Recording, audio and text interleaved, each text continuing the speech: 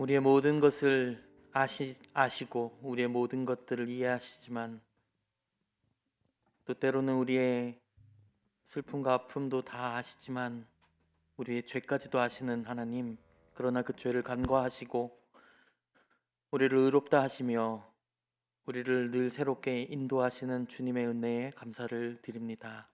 오늘의 고백처럼 우리 삶이 연약하고 우리 삶이 지난한 어려움 속에 있을지라도 주님과 함께라면 주님의 그 신실하심으로 말미암아 우리가 주님을 믿으며 주님의 손을 잡고 걸어갈 수 있도록 인도하여 주시옵소서.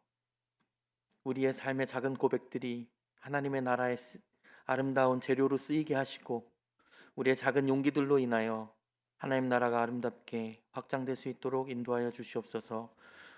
오늘 말씀 가운데 함께 하시옵고 오늘 주관하시는 하나님의 모든 은총의 자리에 각자의 삶의 각자의 방식으로 은총을 허락하셔서 이 문을 열고 나아갈 때 새로운 힘을 하나님께서 허락하여 주시옵소서. 감사드리오며 예수님 이름으로 기도합니다.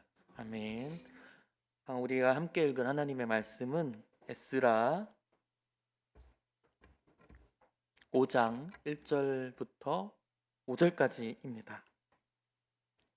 짧기 때문에 여러분 우리 다 같이 한 목소리로 읽도록 하겠습니다.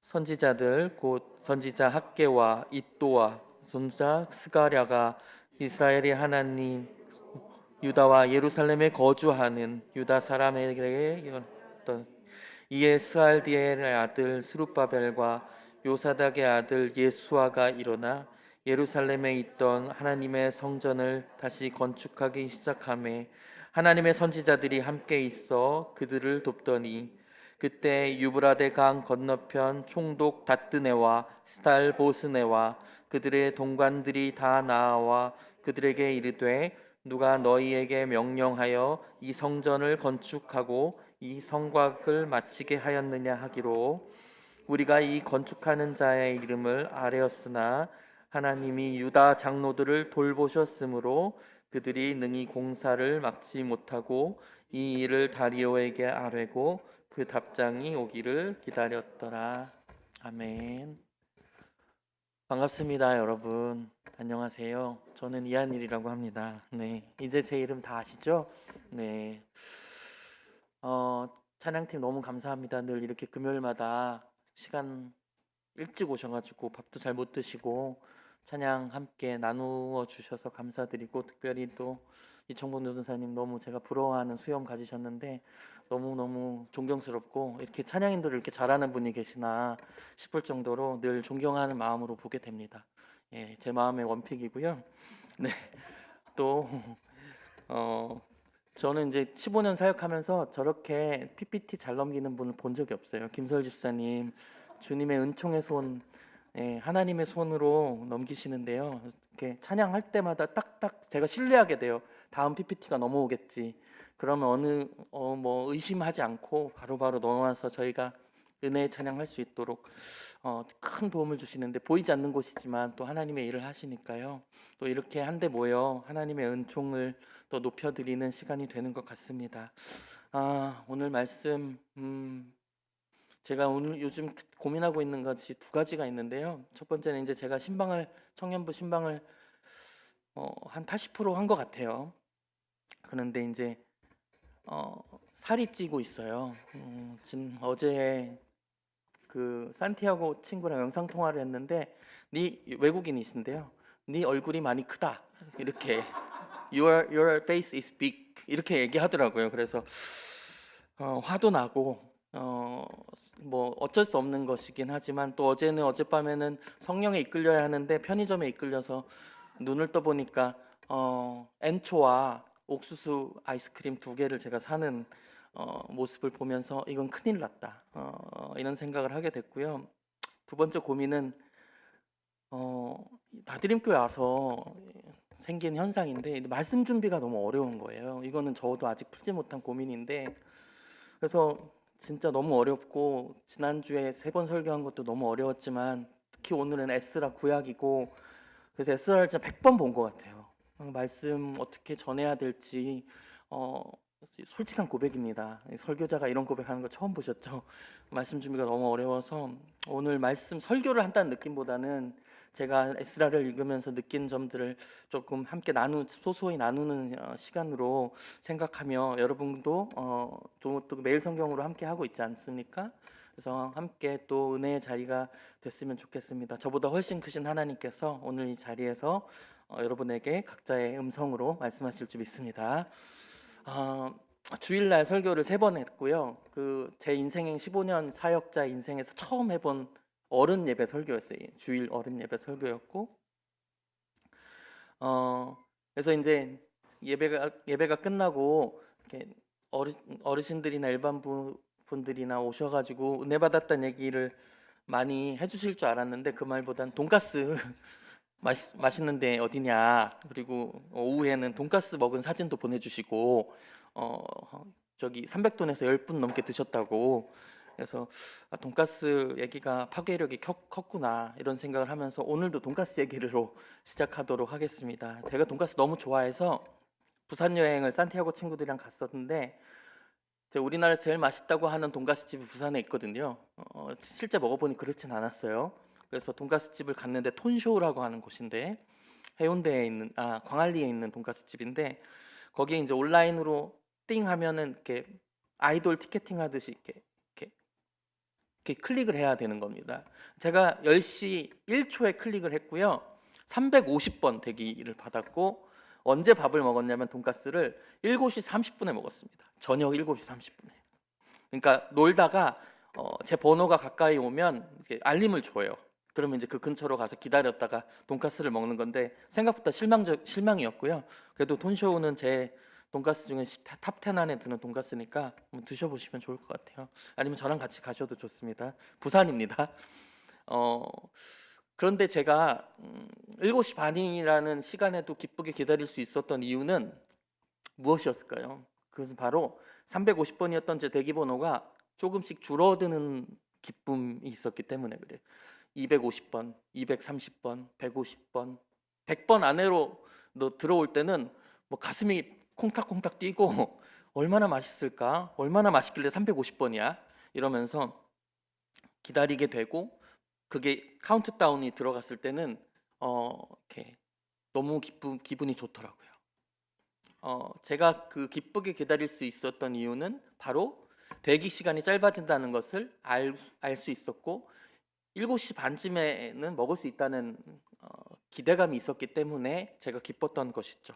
그런데 오늘 우리가 읽은 에스라 1장부터 5장까지의 스토리, 그 전 스토리, 역대하부터 스토리를 보시면 그들의 기다림은 기쁜 기다림이 아니었어요. 그들의 기다림은 기한이 없는 기다림이었습니다. 출애굽을 해서 이스라엘 백성이 가나안 땅에 가게 된 게 40년이 안 됐습니다. 그런데 20년, 30년, 40년이 지나고 41년, 42년, 43년 시간이 흐르면 흐를수록 어땠을까를 저는 생각을 해봤어요. 얼마나 답이 없는 기다림이었을까? 돌아는 갈 수 있을까? 지금으로 치면 미국과 같은 압도적인 힘을 지닌 페르시아, 바벨론부터 페르시아에 이르기까지 엄청난 제국들의 힘 앞에서 무기력하게 기다리는 것조차도 할 수 없는 그들의 절망은 어떠한 마음이었을까? 포기하고 싶진 않았을까? 대기표가 있는 것도 아니고요. 너는 몇 번이니까 언제 돌아갈 것이다.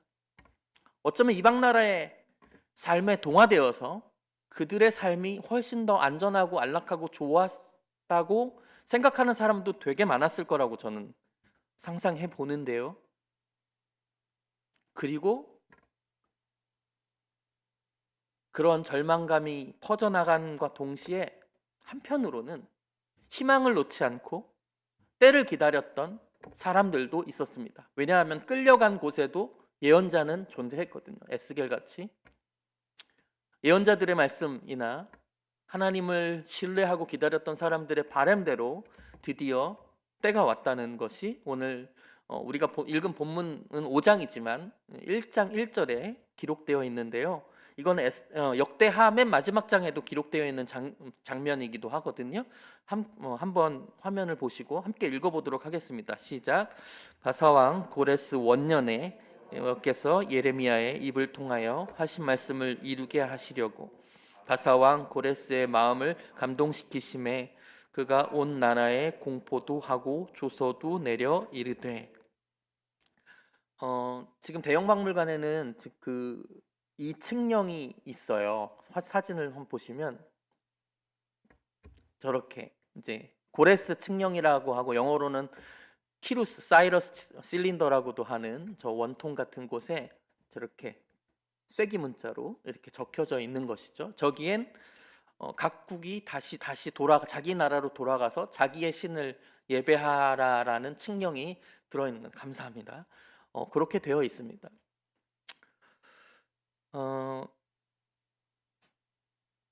하나님의 역사하심은 우리가 기대하고 생각한 것 층 위에 있다는 것을 우리는 늘 기억해야 합니다. 그들의 기쁨이 어땠을까요? 아마 기대하지도 못했던 갑작스러운 사건에서 더 강력한 제국이 탄생했음과 동시에 예상하지 못했던 너희 나라로 돌아가서 이제 성전을 건축하라고 하는 이방 나라 황제의 이사야 45장에 따르면 하나님의 기름 부음을 받은 자라고까지 표현되는 고레스의 칙령으로 인해서 그들이 돌아가게 됐을 때 그들은 얼마나 기뻤을까요? 그리고 동시에 또 얼마나 불안했을까요? 기쁜 이들도 있었겠지만 한편으로는 어떻게 돌아가지? 제가 이란에서부터 예루살렘을 구글맵으로 그려보니까 1870km가 나오더라고요. 단순한 여정들이 아닙니다. 그런데 그 여정 가운데서도 그 여정의 그 길고 아마 압박감이 대단했을 텐데 그 중에서도 용기 내어 일어난 사람들이 있었는데요. 1장 5절에서 6절 함께 읽도록 하겠습니다. 시작. 이에 유다와 베냐민 족장들과 제사장들과 레위 사람들과 그 마음이 하나님께 감동을 받고 올라가서 예루살렘의 여호와의 성전을 건축하고자 하는 자가 다 일어나니 그 사면 사람들이 은 그릇과 금 물품 짐승과 보물로 돕고 그 외에도 예물을 기쁘게 드렸더라. 그들은 결국에 에스라 성경에 따르면 돌아오는 길을 가지게 되었다고 합니다. 약 4만여 명이 오게 되었는데요. 그들 중에 리더는 스룹바벨, 세스바살이라고도 하는 스룹바벨이었고요. 그리고 제사장 예수와 여호수아라고도 하는 예서라고 하는 사람과 함께 1차 귀환을 하게 됩니다. 총 3차 귀환을 하는데요. 이스라엘은 포로에서부터 2차 귀환은 에스라가, 3차 귀환은 느헤미야가 이렇게 하는데 우리는 이제 첫 번째 귀환에 대한 이야기를 우리가 읽게 된 것입니다. 그들이 가장 먼저 예루살렘에 와서 한 것은 무엇이었을까요? 말씀을 한번 보도록 하겠습니다. 에스라 3장 1절과 2절입니다. 시작. 이스라엘의 자손이 각자의 성읍에 살았더니 7째 달에 이르러 일제히 예루살렘에 모인지라. 요사닥의 아들 예수아와 그의 형제 제사장들 스알디엘의 아들 스룹바벨과 그의 형제들이 다 일어나 하나님의 제단을 만들고 하나님의 사람 모세의 율법에 기록한 대로 번제를 그 위에서 드리려 할세. 7째 달이라고 하는 말은 왜 7번째 달에 드리지 첫 번째 달에 드리지 않고 이런 생각할 수 있지만 7째 달은 이스라엘 달력으로 첫 번째 달입니다. 그러니까 그들은 첫 번째 달에 예루살렘에 모여서 절기를 지키기 시작했다는 거예요. 번제를 드리고 번제는 무엇입니까? 구약의 방식의 예배죠. 번제는 하나님과 나를 연결시키는 고리입니다. 번제는 무엇을 태우는 일이죠. 그 태울 때 나의 죄와 나의 문제들을 가지고 와서 하나님께 태워서 올려드리는 시간들이죠. 그러면서 하나님이 나의 기도를 들으시고 나의 마음을 들으신다고 하는 구약의 형태의 예배의 가장 중요한 부분이 번제라고 할 수 있습니다. 그리고 제단을 만들었다고 하는 것은 아직 성전에 건축되지 않았기 때문에 제단을 만든 것은 모세의 규례대로 제단을 만들어서 하나님의 방식과 하나님과 가까워지는 소통의 방식을 시작하였다는 거예요. 그들이 돌아와서 가장 중요하게 생각했던 것은 무엇보다도 그의 안위와 그들의 안전과 그들이 가지고 있는 것들을 누리는 것보다는 자기들을 여기까지 오게 하신 하나님께 우리의 마음을 드리는 일이죠. 이것이 쉽지 않다는 것을 우리는 우리의 삶을 통해 잘 알 수 있습니다. 우리가 어떠한 어려운 일에서 회복되어 가는 과정에서 우리가 평안해지기 시작하면 늘 문제가 생겨요. 그런데 이들은 다시 돌아오는 이 평안한 과정에서도 그것들보다 자기를 어쩌면 포로 시절에 엄청 고민하고 후회했을지도 모릅니다. 우리들이 포로로 끌려간 이유가 무엇인가? 이런 고민을 했을 거라고 저는 생각합니다. 왜 우리는 나라를 잃었어야 했는가? 어떤 이들은 그렇게 얘기했을 거예요. 바벨로니아의 신이 우리의 신 하나님보다 크신가?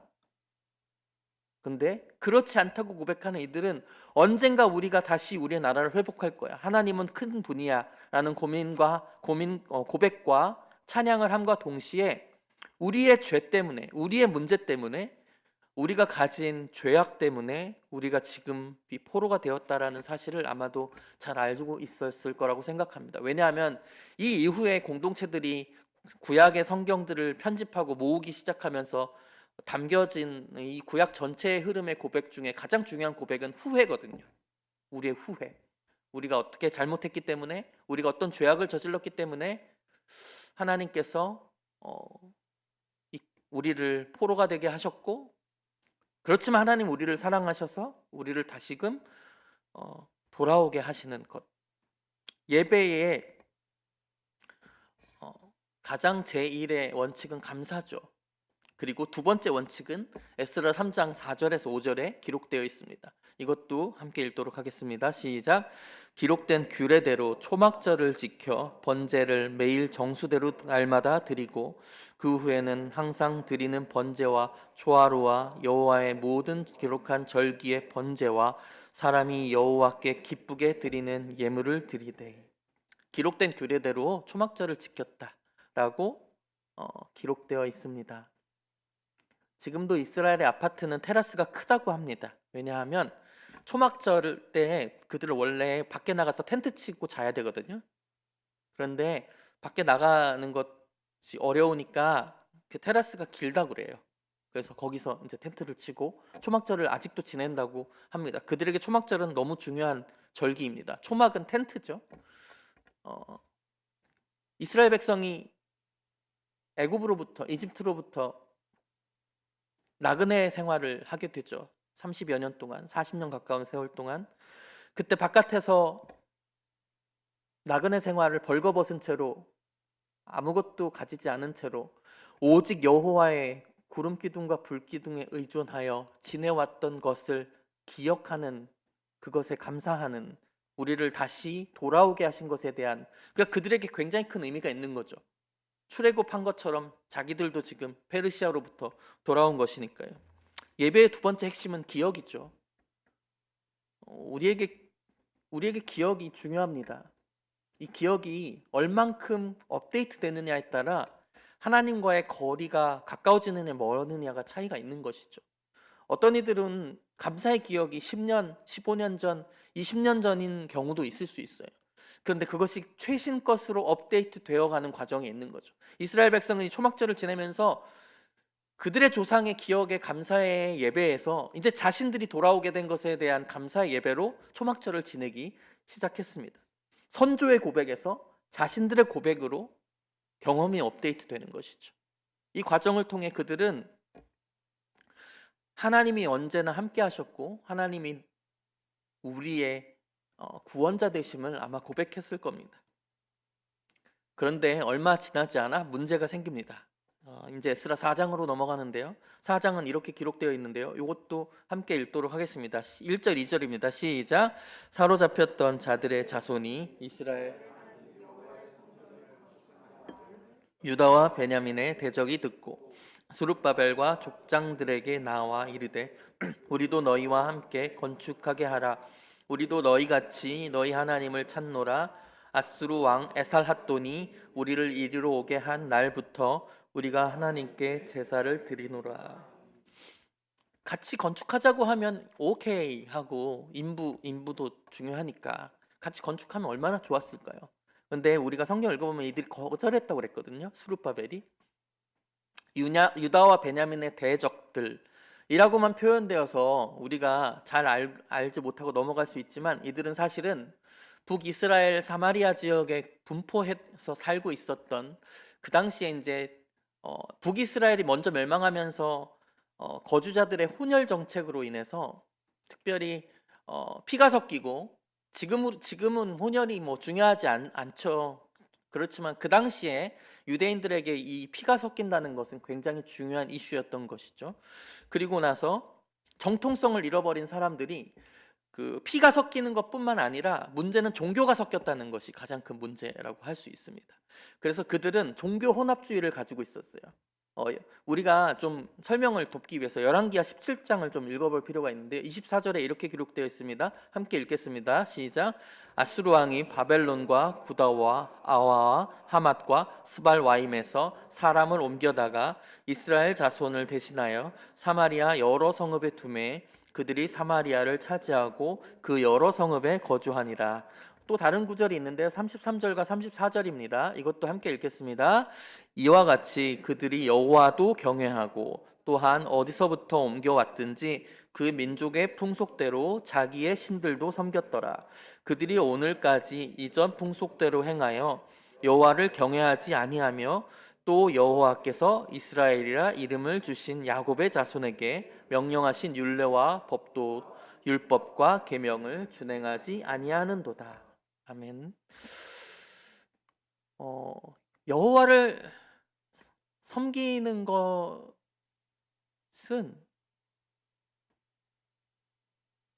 중요하지 그것이 중요한 게 아닙니다. 여호와만 섬기는 것이 중요하죠. 구약 성경의 핵심 중에 핵심은 여호와도 섬기느냐 여호와만 섬기느냐의 문제였습니다. 열왕기 상하를 쭉 읽어보시면 그들이 제거하지 못한 게 하나 있는데요. 그 왕들이 제거하지 못한, 유다 왕들조차도 제거하지 못한 것들, 그래서 이것을 제거하느냐 제거하지 못하느냐에 따라 좋은 왕이냐 좋지 않은 왕이냐로 나뉘어지는 그 기준 중에 하나는 산당입니다. 산당, 하이 플레이스, 그러니까 높은 곳에 제단을 뜻하는 건데요. 그 당시에는 예루살렘 성전 말고도 하나님을 섬기는 산당 같은 곳들이 있었는데요. 그곳에서 하나님만 섬기는 것이 아니라 각종 이방신들을 섬기고 바알과 아스타롯을 함께 섬겼다는 것이 문제가 되었다고 열왕기 상하는 계속해서 이야기하고 있어요. 우리의 삶의 가정에서도 우리가 여호와를 찬양하고 예배하고 섬기는 것으로 우리의 신앙이 증명되지 않습니다. 우리는 동시에 다른 것도 섬기거든요. 무엇을 섬길 수 있을까요? 여러 가지가 있죠. 저 같은 경우는 저의 안정감이 전도사 시절부터 나그네 생활 같은 생활을 했기 때문에 부목사로서, 이렇게 전임 부목사로서 안정된 삶이 저에게는 또 다른 신이 될 수 있다고 저는 생각했습니다.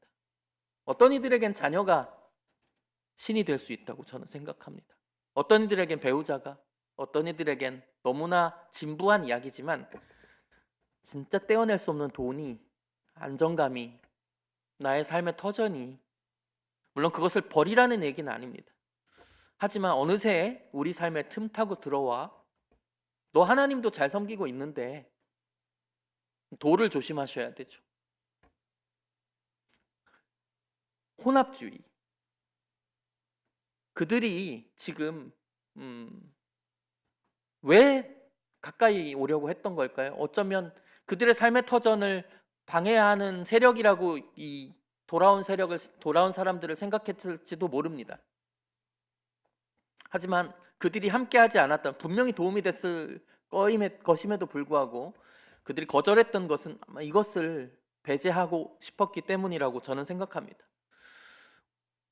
미로슬라브 볼프가 굉장히 어려운 책이라 저도 읽다 포기하고 그렇게 읽은 책이었는데요. 배제와 포용이라는 책이 있습니다.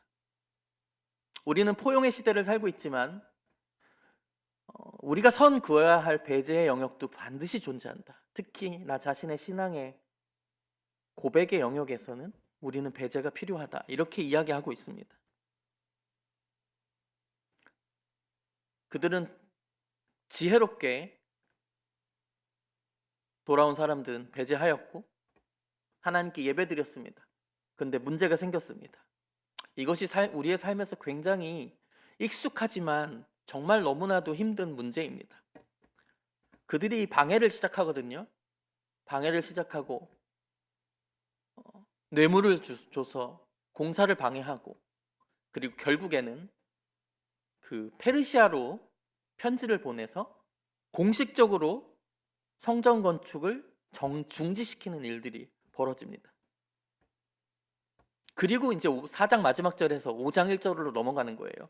여러분, 4장 마지막 절에서 공사가 중단됐고 5장 1절에서 성전 건축에 대한 이야기가 다시 나올 때까지 한 절이지만 여러분 16년입니다. 우리의 삶에 지지부진한 일들이 너무나 많아요. 근데 이유를 알 수 없죠. 내가 잘했어도 그들은 배제했거든요. 내가 어떤 선택을, 건강한 선택을, 하나님 보시기에 기쁘고 좋은 선택을 열심히 또 용감히 용기 있게 했을지라도 때로는 우리 삶에 지난한 기다림들이 우리 앞에 놓여 있을 수도 있다는 것이 오늘 말씀이 우리에게 전해주는 아주 중요한 메시지라고 생각합니다. 여러분의 탓이 아닐 수도 있어요. 근데 이 기다림이 너무 길어요. 근데 이 기다림은 우리의 물론 외부에서 온 시련들이지만 아마도 이들에게는 외부에서 내부로의 시련이 연결되어 있을 거라고 저는 생각했습니다. 왜냐하면 16년이라고 하는 세월은 굉장히 긴 세월이거든요. 우리나라도 일제시대가 36년이었는데 초반에는 우리도 저항하고 우리의 민족성을 잘 저항으로 그리고 내세우고 지켜왔다고 해요. 그런데 언제부터 문제가 시작됐냐? 시간이 지나니까 3.1운동이 지나고 나서 1920년대가 되고 30년대가 되면 이제는 시간이 지났으니까 우리나라는 이제 돌아오지 않겠구나 이렇게 생각하는 사람 많았다고 해요. 그래서 엄청난 민족주의자들이 전부 친일파가 되고 그런 일들이 일어나요. 그거 시간의 문제거든요.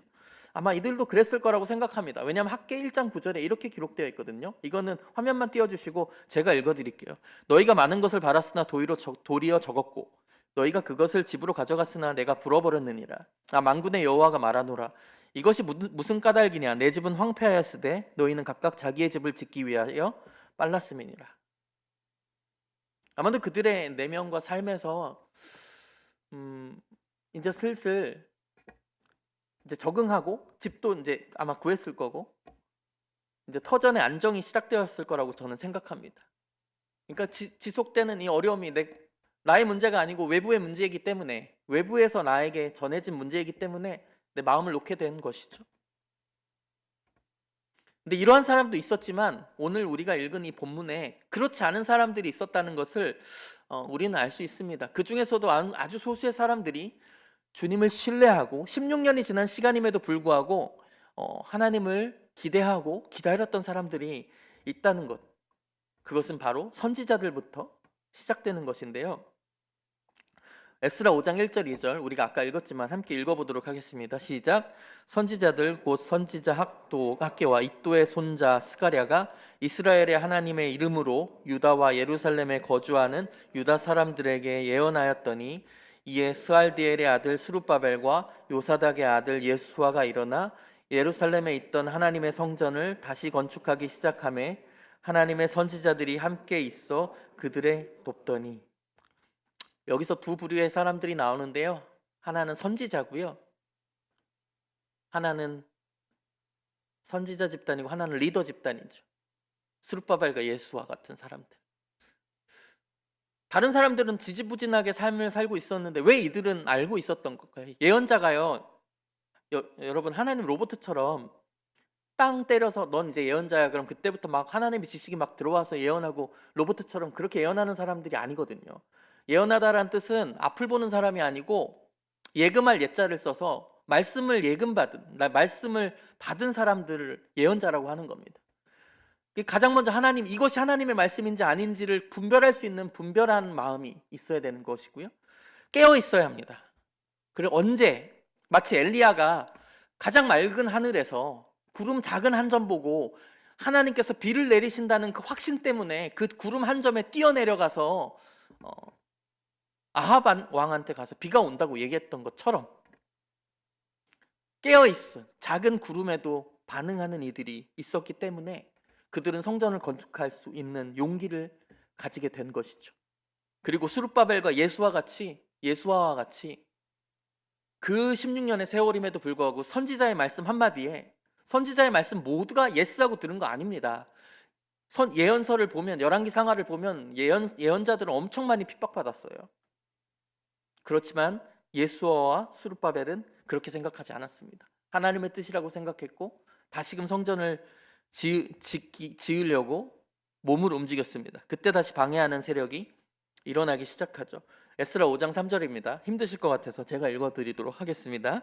그때 유브라데강 건너편 총독 다뜨네와 스달보스네와 그들의 동관들이 다 나와 그들에게 이르되 누가 너희에게 명령하여 이 성전을 건축하고 이 성곽을 마치게 하였느냐 하기로. 우리 인생에도 이런 일이 많이 일어나죠. 우리가 정신을 제대로 차리고 하나님 앞에 나아가면 바로 반대하는, 우리 마음이든 외부든 반대하는 세력들이 다가온다는 것이죠. 그런데 하나님이 이끄시는 이 섭리의 길에서는 하나님의 말씀이 사로잡고 있었습니다. 이 에스라의 이 5장의 이 시대에서는 하나님이 강권하여 성전을 건축하라고 말씀하시고 그 흐름도 잡아가신다는 것을 에스라 5장 5절을 보면 알 수가 있는데, 이건 함께 읽어보도록 하겠습니다. 하나님이 유다 장로들을 돌보셨으므로 그들이 능히 공사를 막지 못하고 이 일을 다리오 왕에게 아뢰고 그 답장이 오기를 기다렸더라. 여기서 돌보셨다라는 표현은 히브리어로는 하나님의 눈이 머물다라는 뜻이라고 합니다. 하나님이 눈이 머물고 계셨습니다. 하나님의 눈이 그들을 돌보고 계셨죠. 저는 이럴 때마다 이 돌보신다는 표현, 하나님의 눈, 이런 표현들이 이제 구약 성경에 자주 나오는데요. 그럴 때마다 저는 저 카메라 잘 못 만지지만 카메라 보면 뷰파인더 있잖아요. 근데 뷰파인더가 생각나요. 그 뷰파인더는 피사체를 쫓아다니잖아요. 이렇게 마치 아이돌 직캠처럼 이렇게 쫓아다녀요. 그 존재들만 따라다니잖아요. 구약 시대 핵심은 임마누엘입니다. 근데 임마누엘은 우리가 하나님 곁에 계시는 것이 아니라 하나님이 우리 곁에 계시는 겁니다. 그 임마누엘의 핵심은 하나님의 따라가심이거든요. 지금 이렇게 고백하고 있는 거예요. 하나님의 따라오심이 페르시아부터 여기까지 함께 하셨고 그 위대하심 때문에 그들이 능히 공사를 막지 못하고 그들이 다뜬 애가 다리오 왕에게 얘기했고, 우리가 6장을 살펴보면 6장에 결국 최종 승인이 떨어져서 성전을 건축하게 되는데, 그 성전 건축한 해가 이스라엘이 포로로 끌려간 해부터 70년이 된 해, 그러니까 예레미야가 예언했던 바로 그 해 성전이 건축되었다라는 것이 에스라에서 우리가 알 수 있는 내용이라고 할 수 있습니다. 여러분이 하나님 곁에 머물 수 있는 힘은 많지 않아요. 근데 걱정하지 마십시오. 하나님의 눈은 언제나 여러분과 함께 하신다는 것을 어쩌면 상투적인 언어일 수 있지만 이거야말로 진리이기 때문에 오늘 여러분 앞에 제가 표현할 수밖에 없다는 사실 꼭 알아주셨으면 좋겠습니다. 오늘 이렇게 시퀀스별로 조금씩 하나님의 말씀을 함께 나누면서 마치 큐티 하듯이 여러분 앞과 함께 나누어 봤는데요. 이렇게 4가지 정도로 정리할 수 있을 것 같아요. 그 4가지가 빠르게 지나갈 거니까 너무 걱정하지 마시고요. 첫 번째, 하나님의 일하심은 거대한 파도같이 우리의 삶을 덮으신다는 것입니다. 아무리 그 제국의 지배자라고 할지라도 하나님 그들을 사용하십니다. 우리는 시험에 들 때가 많고 때로는 젖어들어 살 때가 많은 것 같아요. 저도 그래요. 저도 이 설교를 준비하면서, 이 말씀을 준비하면서 내가 너무 젖어들어 가나? 나에게 있어서 이 거대한 파도와 같은 주님의 인도하심을 겪은 게 언제지? 이런 생각을 가끔 해봅니다. 여러분에겐 어떠신가요?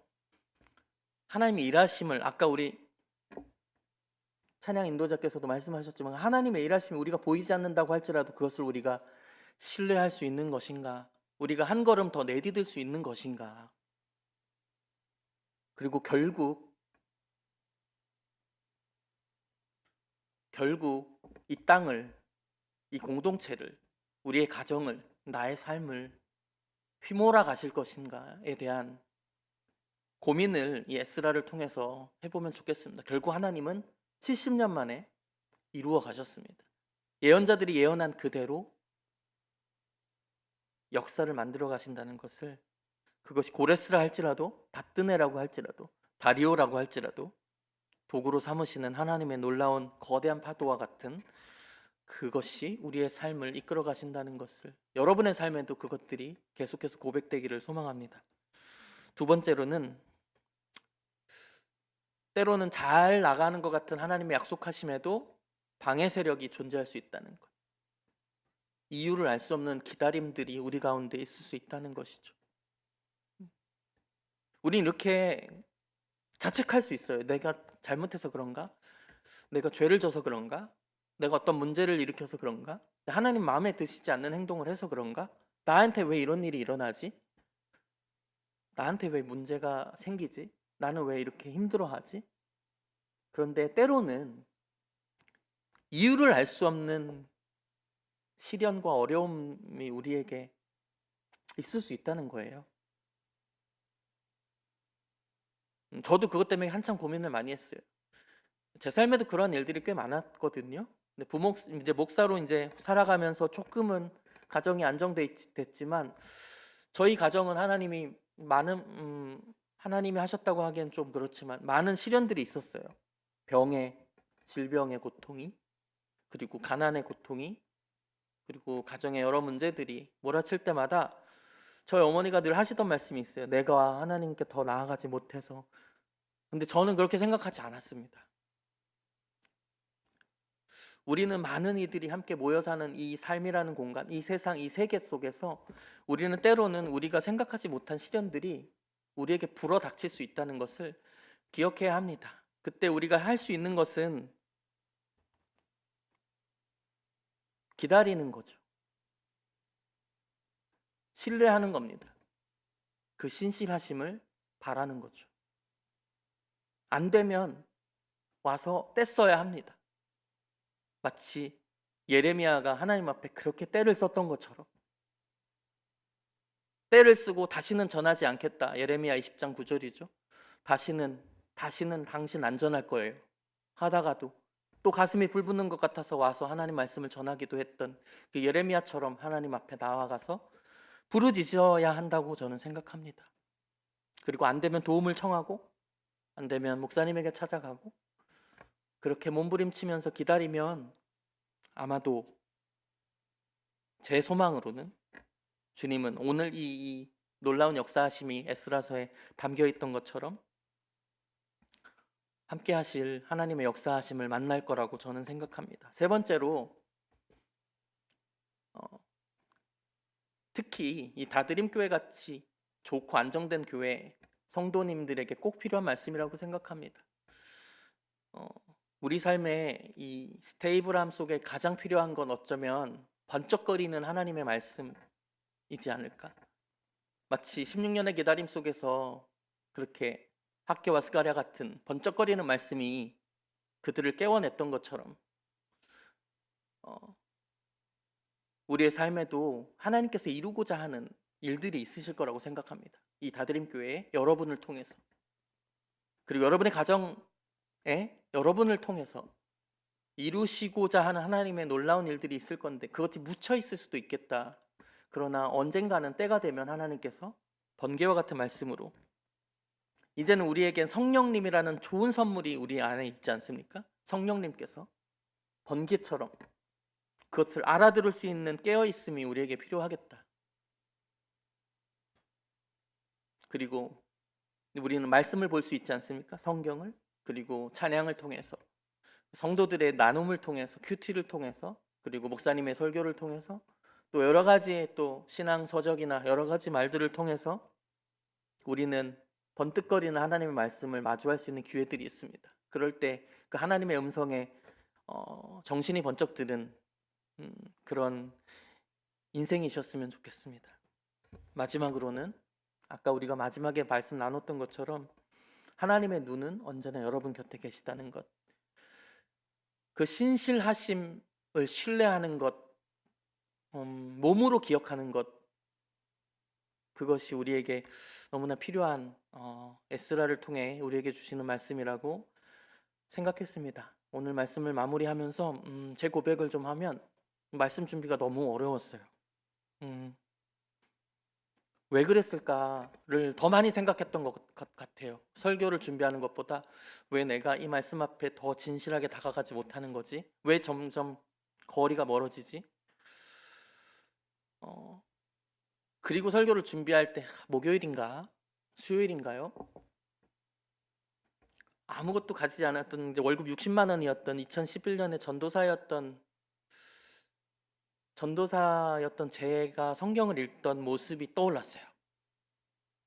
지금은 월급도 차이가 훨씬 나고요. 그때는 집도 거의 쫓겨날 때가 같은, 장모님의 의지에 살아갈 수밖에 없었던 곳인데 지금은 이제 안정되어 있는 삶이 됐고, 신학적으로도 훨씬 뛰어나고 늘었고, 설교도 몇백 편 해서 이제 수사력도 좋아졌다고 생각하고, 근데 너무너무 부끄러운 거예요.